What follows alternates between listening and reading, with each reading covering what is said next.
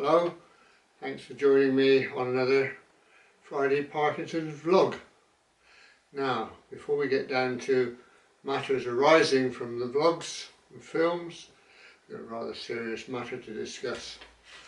I received a communication which says evidence, Sumac MacArthur caught with online ball order. Oh my word. So one of our number is in the dog house, probably. Sumac, as we know, is a very clever dog because she writes us comments and all sorts of things. So I'm not quite sure what's going on here. But the note from James says, I suspected for a while that OVM was behind some mysterious charges on my credit card. Oops. Today, I witnessed the delivery of a ball that she apparently ordered behind my back. Sumac, what have you been doing? Oh dear. Well, I'll show you the evidence now and you can make your mind up. Package for Sumac MacArthur. Sumac MacArthur package.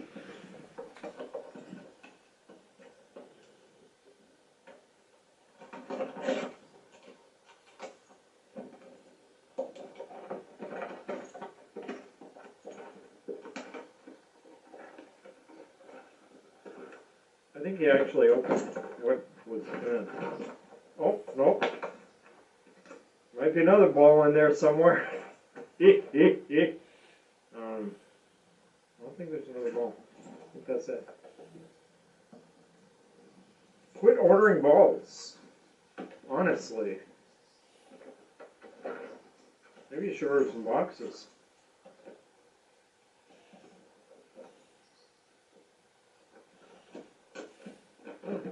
Which is more fun? Ball or the box? The ball and the box.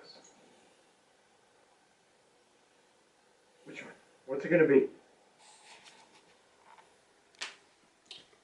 So there you have it then.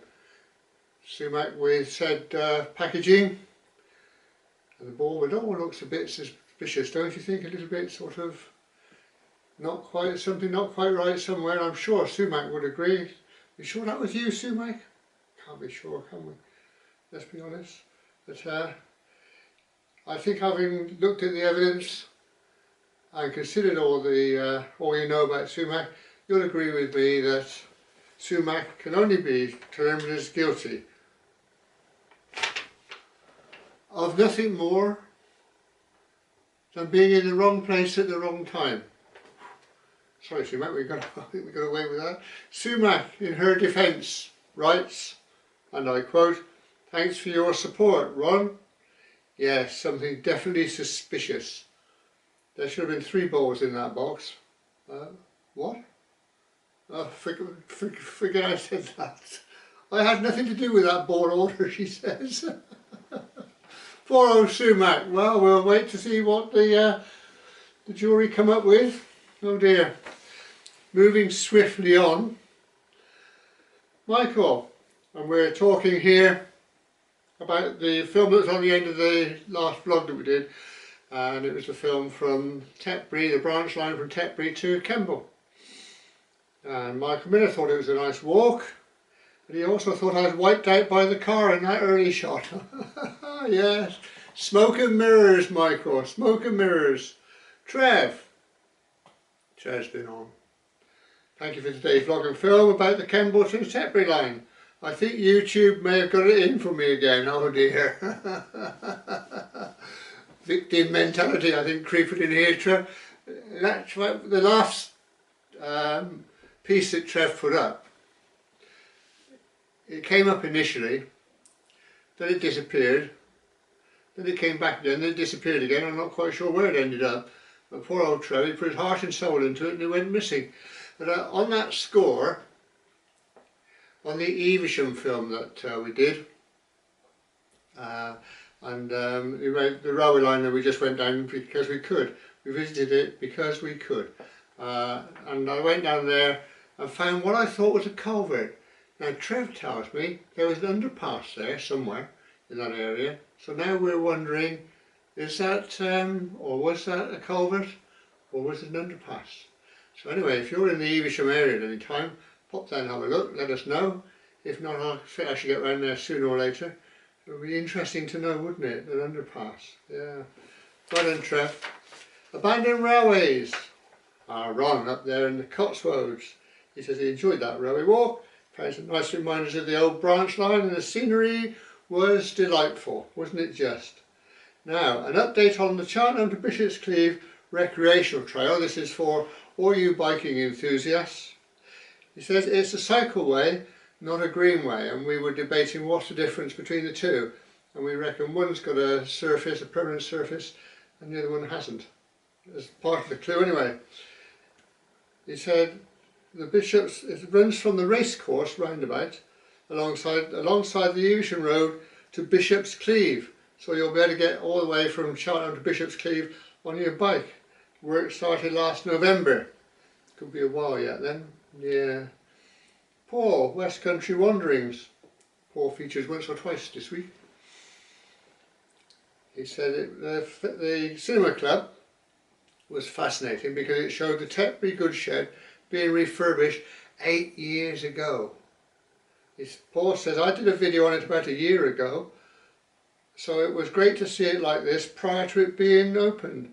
Ah, so it's now open. Yeah, so they have it. I thought it was going to open as a restaurant, but apparently it's an art centre. So there you go. At least it's making good use of the old goods shed, isn't it? Keeping it all alive. Malcolm Richardson. So it was a delightful walk along the former quintessentially country branch line. I found some YouTube footage, he says, which conveys some of this atmosphere. Really? Wow, get on YouTube, folks.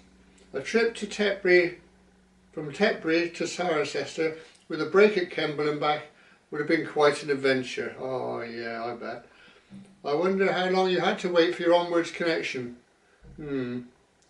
Well, we're not like Switzerland, are we?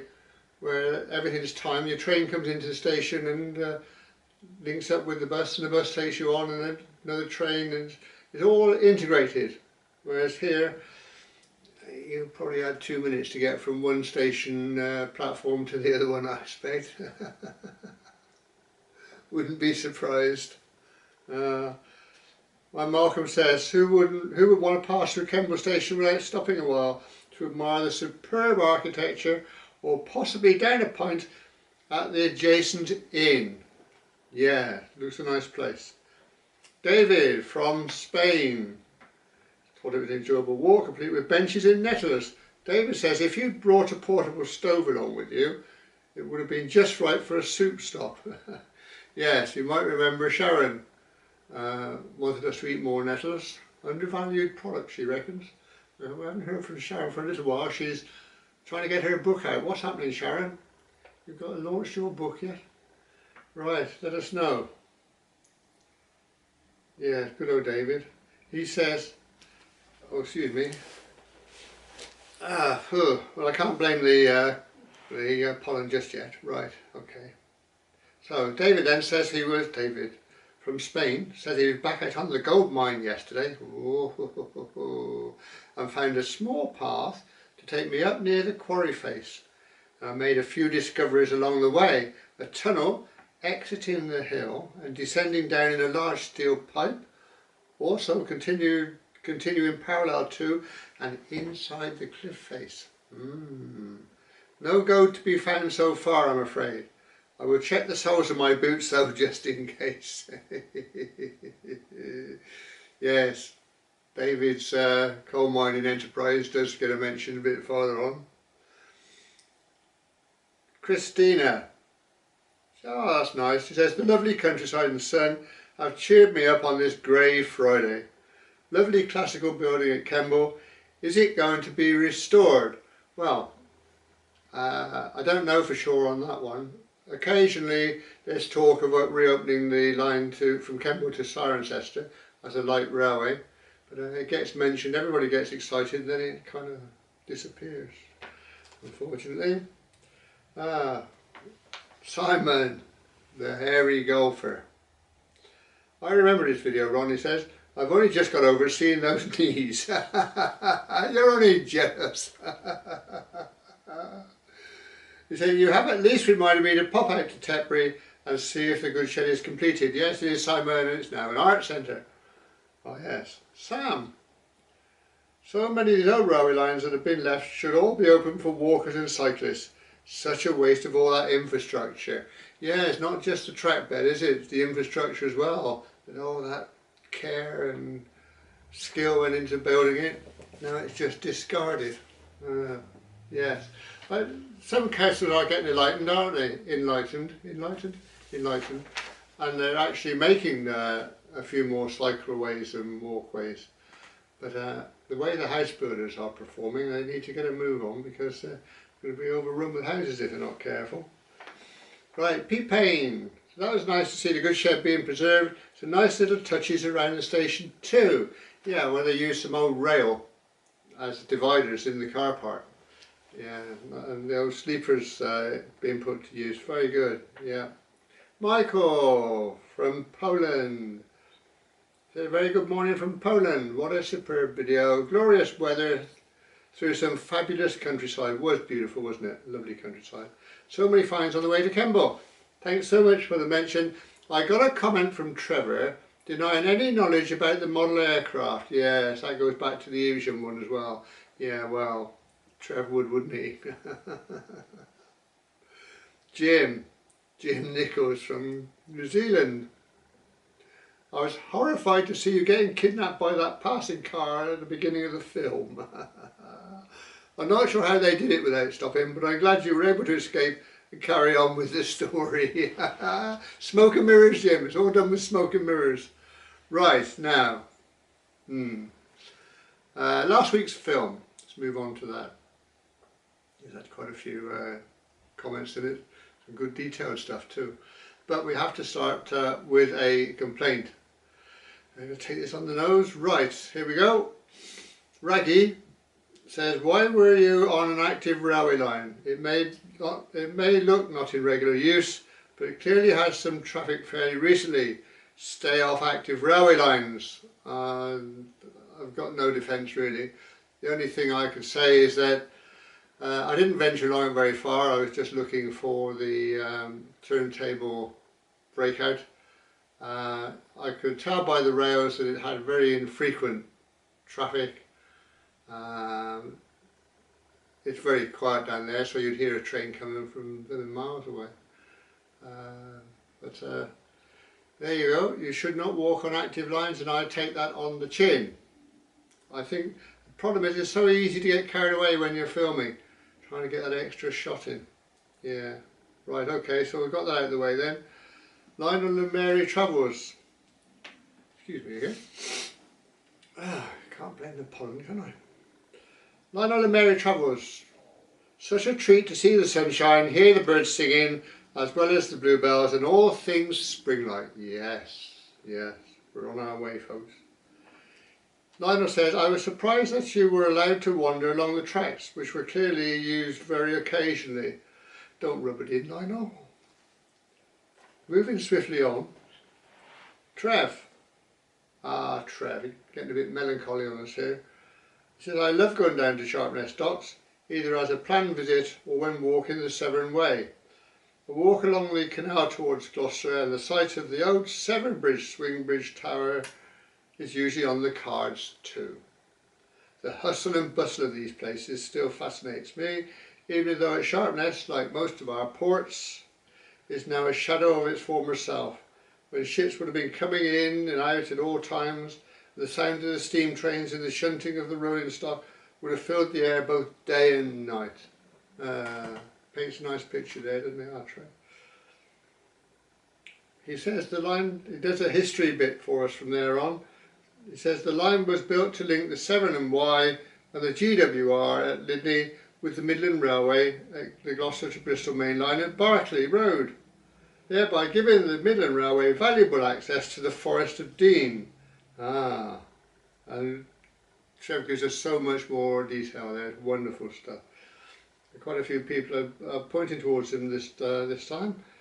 As regards the turntable, the sighting of it is interesting, being right at the junction of three lines, to the docks, the Marsham Yard and Sharpness station on the Lydney route. It was a single entry turntable of 46 feet, which is 14 metres, with a short stub at the exit. The turntable was not constructed at the time the line was opening. Go and read all the rest of the detail on that. Wonderful, thanks Trev. You've made up for not getting through on the last one. Malcolm Richardson, Malcolm. Sharpness in springtime, yes. We discovered some fine examples of brickwork in those bridges. I still don't know how they constructed a skew bridge. I don't know how they, I suppose they put the forming up first, then just built over that. But it's so complex, so complex. It says the hotel appears to have taken on a new life, but alas, the station and turntable are long gone. And the former engine shed, if that's what it was, looked like it, but yes, we're not certain, looks forlorn in that farmyard. Doesn't it just? Yeah, considering it's happy days. Oh well. He says, I assume Avonmouth was largely responsible for the decline of Sharpness docks. Never thought about that, but yeah, you're absolutely right. Yes, of course. The Avonmouth, if you're not familiar with the area, is farther south, so I suppose the tides are a little bit kinder to it. But it's much, much bigger. Covers a huge area. So yeah, I expect you're right, Malcolm. Yes. Malcolm thought a heritage line would still be viable. Now, here's some more interesting news from Malcolm. Looks like the Vale of Berkeley Railway were ordered to vacate their site at Berkeley Road by DRS, who transport nuclear containers and own the lease on the site. Ah, I see. So they got thrown out. I thought it was perhaps a finance issue, but no, they asked politely to leave. Oh dear. Simon the Hairy Golfer, who of course also runs Engage on a Shelf, his model railway layout, is considering moving it up into the loft. Demanding more space, I expect. But I think he's having a few difficulties because the financial consultant said if I go into the loft, she won't come up the ladder to see it. I said, you don't even come up the stairs to see it in the spare bedroom. I think best we keep out of that one. Insulation is the key. Yes, a very harsh environment, isn't it? Boiling hot up there in the summer and freezing cold in the winter, so insulation is the key. It says, strangely, there's a video coming out where I talk through it. I've priced the insulation at 650 quid. That's a lot of money. I think the consultant, the financial consultant, is going to have a lot more to say, Simon. Can't see you getting away with that. Right, David, so much interesting stuff this week. The turntable, he says, they're so evocative of the railway past. There appears to be no use for them today, although I read somewhere that the one they installed at St Blaise not only turns steam engines, but turns diesels in order to even out tyre wear. Ah, yes. Well, I'm blowed. So they do turn diesels. Oh dear, poor David says, we've got a cold and rainy weekend ahead, perhaps some snow too. Oh, blimey. So I'll be indoors this weekend resting my knee, which has been playing up after all this panning for gold. There's nothing to show for it but photographs too. Oh dear. Yes, I had to reply to that. I said, the investors in the David Berlani Gold Mining Inc. are worried about your sore knee. Get well soon. David replied, I'm not sure if I can pass on some insider trading knowledge, but a little bird is telling me to sell my shares in David Berlani Gold Mining Inc.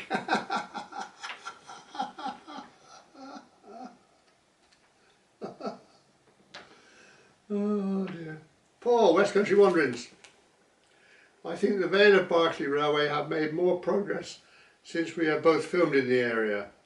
I'll have another look soon, as that is the next section that I need to do along the Severn Way. Paul's been doing from the source of the Severn, and he's got as far as Sharpness, or will have got as far as Sharpness. Yeah, so Paul's going to have a look for us and give us an update. Thanks, Paul. Ron, abandoned railways up in the Great Cotswolds. Said it was an enjoyable explorer. Great to see sections of the old turntable wall and those wonderful bridge structures. Yeah, we're all impressed with those bridge structures, aren't we?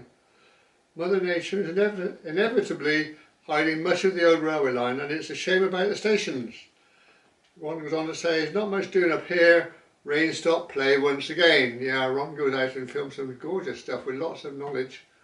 A bit like Paul, really, knows his stuff. Rain stop, play once again. We've had a session of that, haven't we, Ron? In this area. Whereas Christina says, lovely in the sun with all the birds of Gloucestershire and Oxfordshire. That's a quote from Adlestrop, isn't it? The poem Adlestrop. Yeah, well done, Christina. Evocative. Good news, plans afoot to reinstate Sharpness station owing to housing demand. Now, if you've read Trev's bit, you'll understand what that's all about.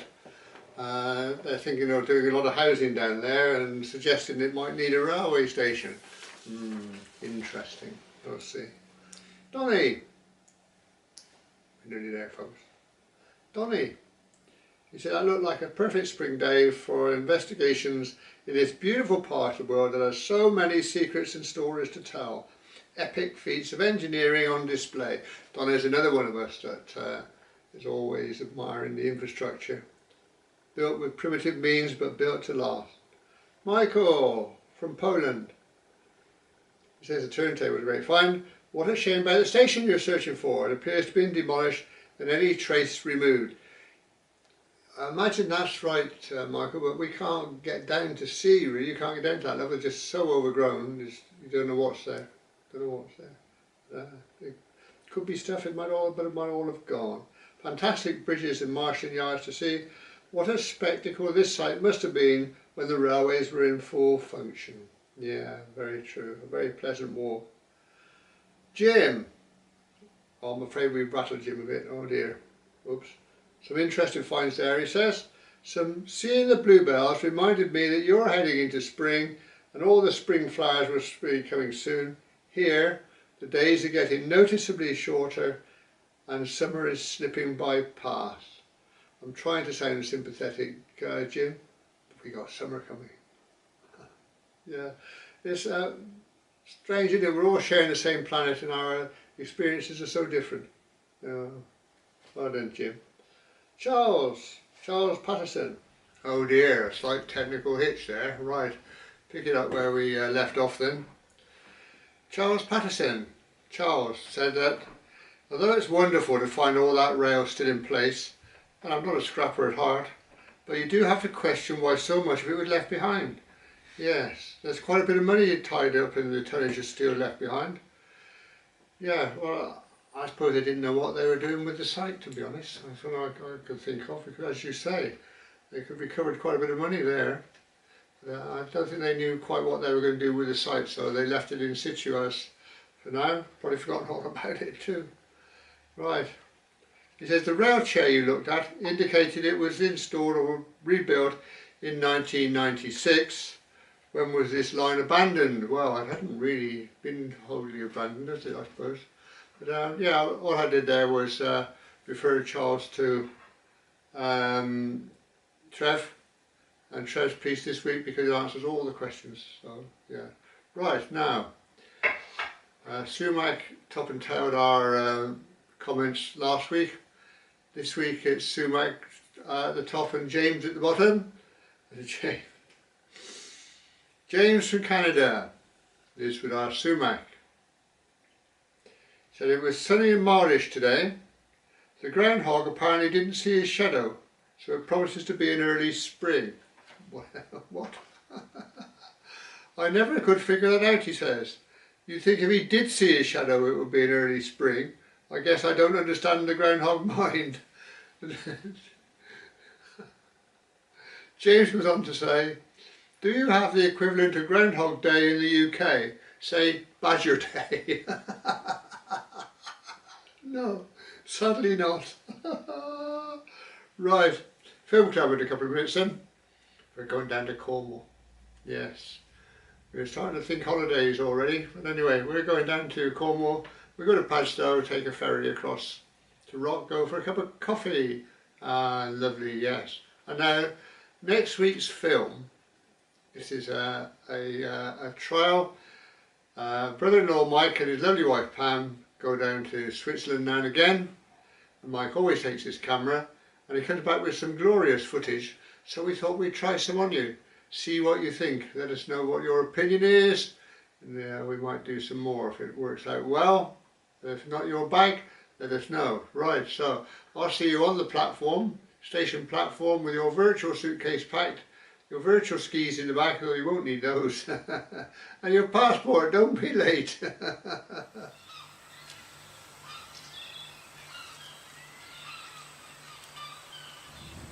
want to do what? I was going to go down the cobblestone. Oh, were you? Why? Short. Not if you're cutting across the steps, it's not. There's no water, isn't it? So.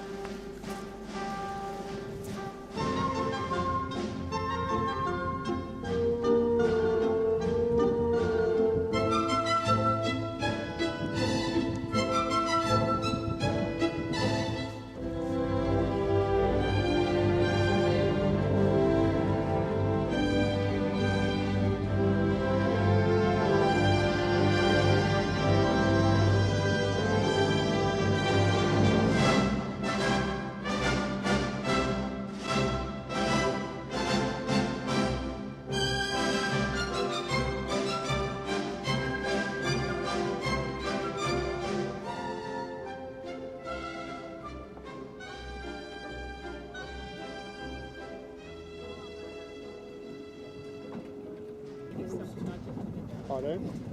Yeah.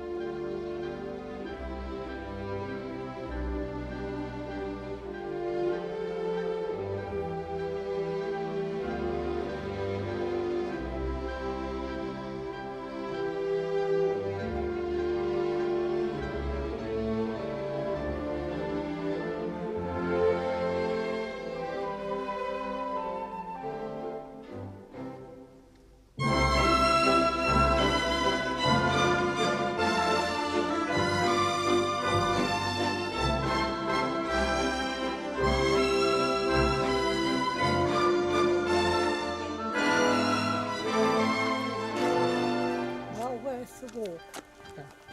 Even if it's a bit further than I thought. Is it? Yeah, it was a mile rather than half.